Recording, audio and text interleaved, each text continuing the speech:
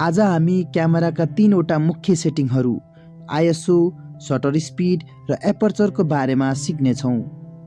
यी 3वटा सेटिङहरूले फोटोको उज्यालोपन र डिटेललाई कसरी असर गर्छ भन्ने कुरा बुझ्न महत्त्वपूर्ण छ।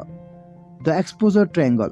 यी 3वटा सेटिङहरूले मिलेर फोटोको उज्यालोपन अर्थात् एक्सपोजर नियन्त्रण गर्छ। यी सबै सेटिङहरू सँगै काम गर्छन् र एकको परिवर्तनले अर्कोमा असर पुर्याउँछ। आइएसओ क्यामेराको प्रकाश संवेदी क्षमता हो। जब हामी आइएसओ बढाउँछौँ, क्यामेरा कम प्रकाशमा पनि फोटो लिन सक्छ, तर यसले नोइज अर्थात् ग्रेन पनि थप्छ। आइएसओ 100 मा सफा फोटो आउँछ, तर अँध्यारोमा आइएसओ 1600 वा बढी चाहिन्छ।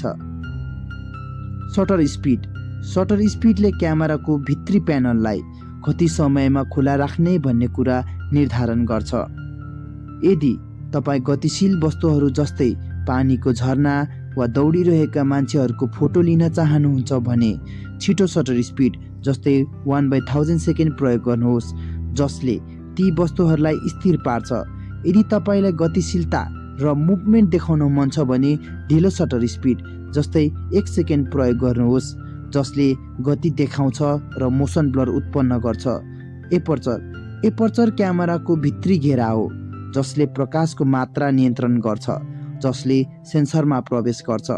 एपर्चरको साइजले ब्याकग्राउन्डको धुन्धुलापन अर्थात् ब्लर वा सबै कुरा फोकसमा राख्न असर गर्छ।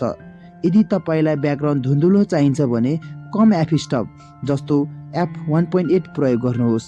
यदि तपाईँलाई सबै कुरा फोकसमा राख्न चाहनुहुन्छ भने ठुलो f-stop जस्तो f11 प्रयोग गर्नुहोस्, जसले अघि र पछाडि सबै कुरा स्पष्ट राख्दछ।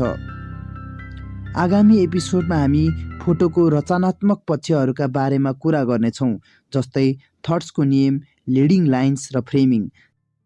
त्यसैले अर्को एपिसोडका लागि हामीलाई फलो गर्न नबिर्सनुहोस्। यदि तपाईँलाई यो भिडियो मन परेको छ भने लाइक र सब्स्क्राइब गर्न नबिर्सनुहोस्।